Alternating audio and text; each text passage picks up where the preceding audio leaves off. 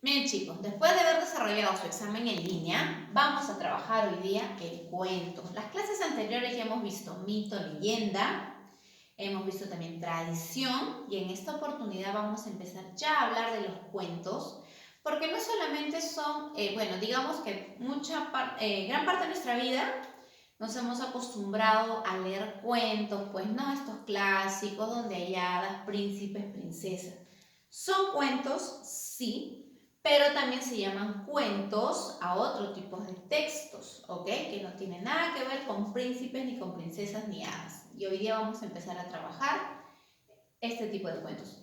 Pero para iniciar vamos a leer un concepto básico, los elementos, y luego les continúo hablando de qué tipo de cuento vamos a hablar. Bien, ¿qué es el cuento? El cuento es una narración breve, creada por uno o varios autores, basada en hechos reales o ficticios, cuya trama es protagonizada por personajes.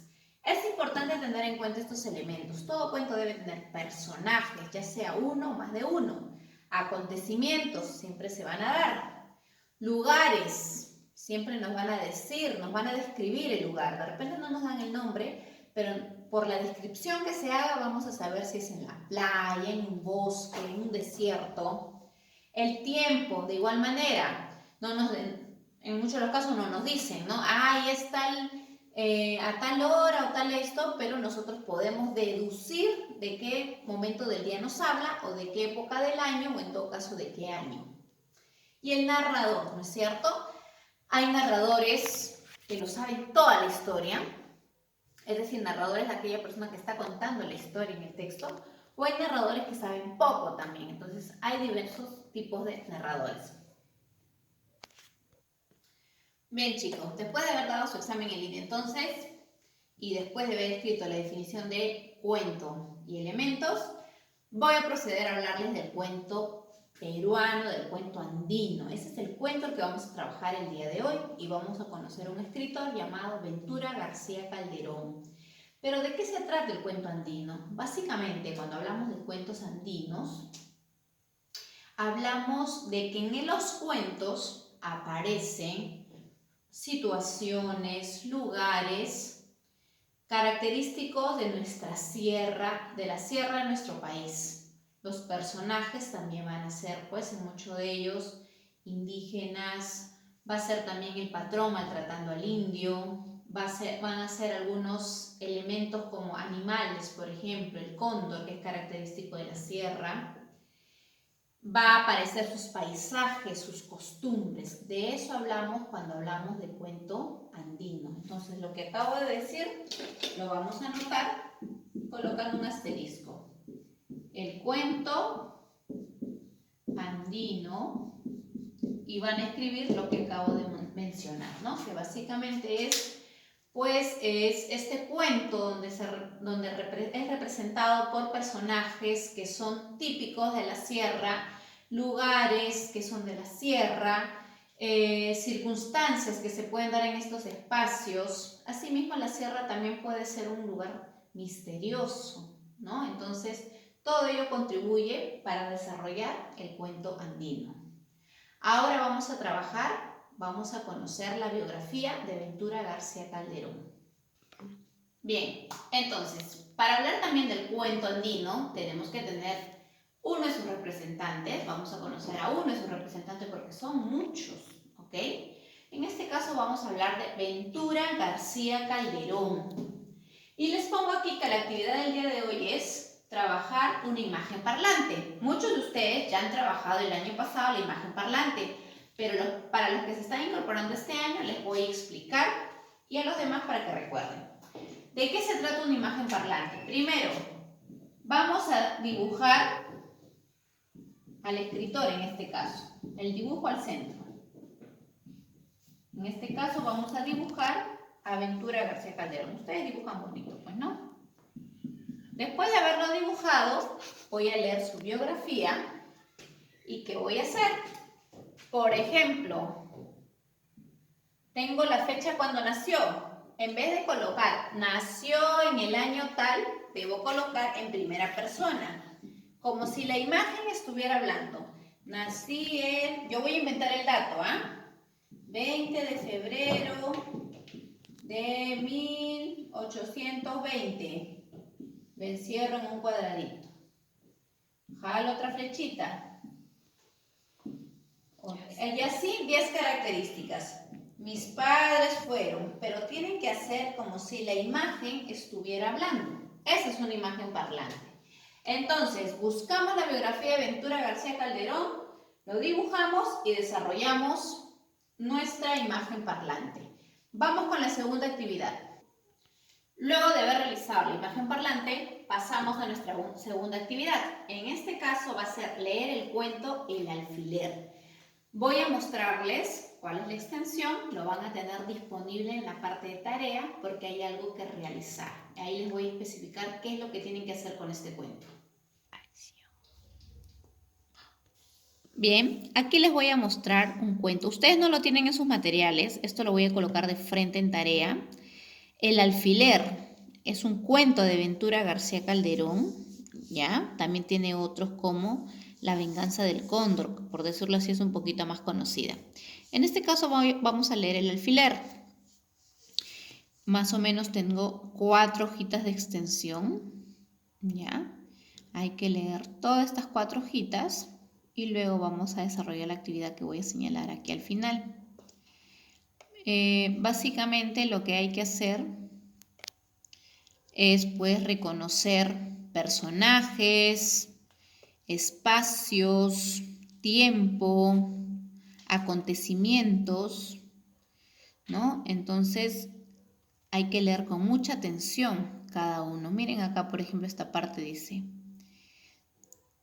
pues le diré a mi amito que me dijo el niño Conrado que le dijera que anoche mismito agarró y se murió la niña Grimanesa. Si don Timoteo no sacó el revólver como siempre que se hallaba conmovido, fue sin duda por mandato de la providencia, pero estrujó el brazo del criado queriéndole extirpar 1000 detalles. Anoche está muerta Grimanesa. Algo advirtió quizá en las obscuras explicaciones del borradito, pues sin decir palabra, rogando que no despertaran a su hija, la niña Ana María bajó él mismo a ensillar su mejor caballo de paso. Aquí tenemos, es una historia bastante interesante la del alfiler, que se inicia pues con la noticia a don Timoteo que su hija ha fallecido. Es una muchacha joven. Sin embargo, quedan muchas sospechas sobre su muerte. Entre ellas, el posible asesinato en manos de su esposo. Vamos a seguir leyendo. Yo no voy a leer esta vez con ustedes solitos lo van a leer en este tiempo. Pues don Timoteo básicamente lo que hace es dirigirse a este lugar, al velorio de su hija, y dice, ¿no? Al besar don Timoteo la santa imagen, quedó entreabierto el hábito de la muerta, y algo advirtió aterrado, pues se le secaron las lágrimas de repente y se alejó del cadáver como enloquecido, con repulsión extraña. Entonces miró por todos los lados, escondió un objeto en el poncho y sin despedirse de nadie volvió a montar, regresando a Ticabamba en la noche cerrada. Durante 7 meses nadie fue de una hacienda a otra ni pudo explicarse este silencio. Ni siquiera había asistido al entierro. Algo observa don Timoteo en el cadáver de su hija y menciona, ¿no?, que esconde él un objeto bajo el poncho que lo lleva a alejarse completamente de este lugar, incluso a no estar presente en el entierro. Bien, luego continúa la narración en esta oportunidad. Ahora, en esta oportunidad ya aparece otro personaje, ¿no?, que es Ana María, y van a visitar al que era su antiguo yerno, ¿no?, el esposo de Grimanesa. Y vamos a ver un final sorprendente en este cuento. Es por eso que me interesa mucho que ustedes lo lean. Algo ocurre al final de este texto que nos va a dejar pensando, ¿no? en la actitud que tiene este padre con respecto a sus hijas, con respecto a la idea de familia. Por ejemplo, esta conversación que se da. Sí se lo saqué yo del pecho cuando estaba muerta. Tú le habías clavado este alfiler en el corazón, ¿no es cierto? Ella te faltó quizá. Yo voy a leer así fragmentos nada más para que ustedes puedan entusiasmarse y leer. Sí, mi padre. ¿Se arrepintió al morir? Sí, mi padre. ¿Nadie lo sabe? No, mi padre. ¿Por qué no lo mataste también? Huyó como un cobarde. ¿Juras matarlo si regresa? Sí, mi padre. El viejo carraspeó sonoramente, estrujó la mano de Conrado y dijo, ya sin aliento, si ésta también te engaña, haz lo mismo. Toma.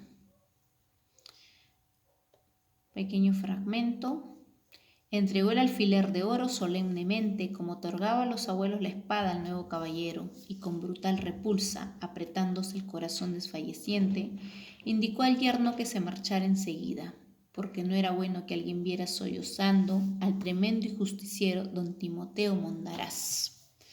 Bien, chicos, debido a que la lectura es un poquito larga, ya hay digamos que comprenderla en unas 2 o 3 lecturas, la actividad para ahora básicamente va a ser leer nada más.